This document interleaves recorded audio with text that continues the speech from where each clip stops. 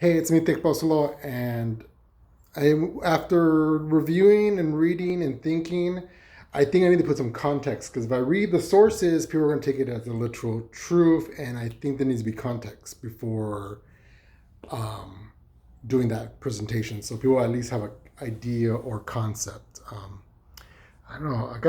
I'm a little sick, but that's kind of gonna do it. I know I'm gonna be like trying to clean my nose. Anyway, Shagun, he made the Florentine codex. He made 12. I have like most of them there. I think I'm missing like one or two. That's it. Um, and he got Nawas to help. We got students who were Nawas that were the locals to help him. And there were about five of them. Um, You had Antonio Valero. He was born in 1521, so pretty much was born at the final years of the conquest. So he has no recollection, but he was the main writer um, and a teacher, and he was a Nahuatl grammar expert. And so that's why he was part of the 14 Codex working.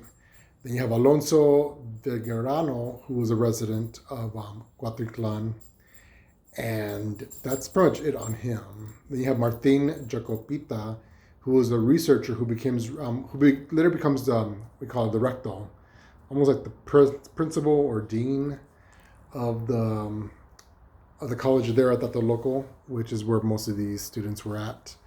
Then you have Andres Landero, who was a resident at the local as well. Oh, and I forgot to say that Antonio Valero Veriano, sorry, tongue twisting. He, I guess, becomes like a politician is the best way to describe it.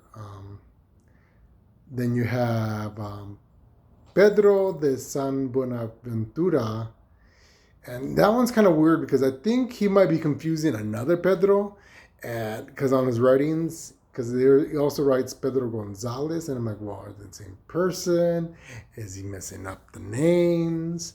Pretty much, he's from Cuautitlan as well, and Shagun uses them for the calendar dates, especially when he was writing notes on where to go or to meet someone at. And I don't know if he did it on like purpose to know how the calendar worked, or he didn't want other Spaniards finding out what he was doing. So he's like, I want to go here, and I want it on this date, and it would have the calendar dates. And I think that's very interesting. But as far as I know, there was possibly four elders they used.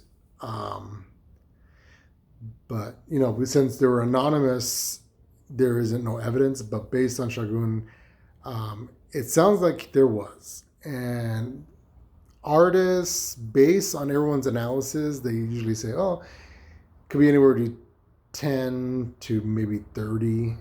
And I think one expert like got specifically 22. It's like, oh, based on the drawings and all this stuff, 22 people. But the count, that whole Florentine Codex took almost like 40, 60 years just to complete. So by the time, because when these now organizers were doing it, they were in their 20s. It was starting working on in 1540, so they were like in their 20s, and then by the time it was done, it was like 1560. I'm trying to go back to my head. This is what happens when I do stuff from the top of my head. And so you have these people who work on it that do careers in their lives, and as who knows what happened to the elders afterwards. They probably passed away before the whole thing was complete. But even when he completed it, the Spanish kind of took it over, and it seemed like a forgotten book. And so, but the one thing about the elders, I think there were different elders because there was one. Based on the writing, you could tell it's different people based on the information they get. Um, some I think he got very converted, so he's like, oh, that's evil, that's evil. And you'll see in the writing, like it just comes out randomly, you know. He's like, and there was a demon, you know. And you're like, okay, you know. So you have different perspectives of different people. And I think that's the main idea to get out of the Florentine Codex.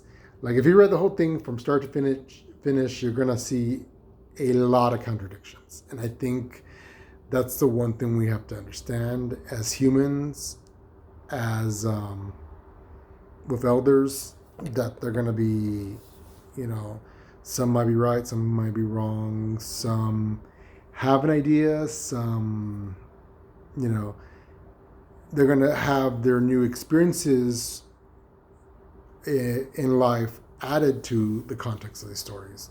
And so I think that's the best way to describe the Florentine Codex in the simplest form. It's a lot of thoughts, organization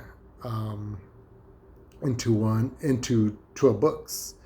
Even though the first one's mostly drawings from Nahuatl, but all that was written by Shagun, trying to simplify the religion. Everything from 2 to 12, it's all, the Nahuatl is all there, all from the Nahuatls. If you look at the originals, you'll see Shagun may skip a parts because he doesn't want to translate them, especially with the war section. Like if you've seen the Conquest on book 12, every time the mexicas win, he does not write that they win the battles. And so it's a very interesting concept and ideas, and you'll be like, okay, I can see why Shagun didn't translate that into Spanish, but now it's all there. And there's one section about a battle, and it's about 2-3 pages in Nahuatl. And Shagun just wrote, there was a battle. And that was it. And you're like, what the hell, you know? But luckily the writings are still intact. You can see that, well, I would say the 12 has mostly a pro that the local stance. And so that's, I would say, the issue on it.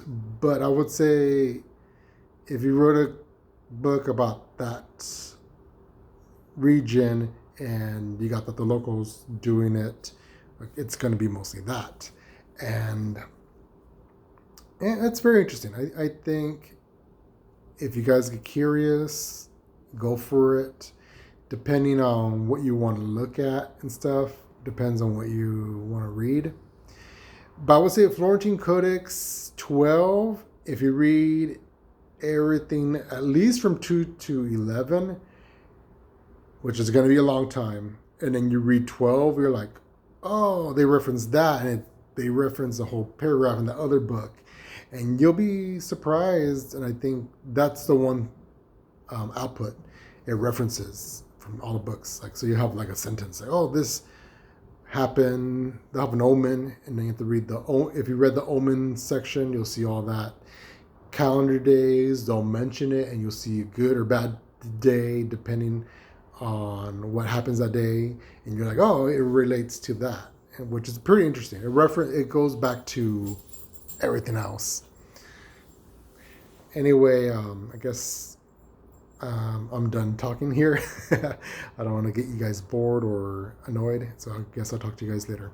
Bye.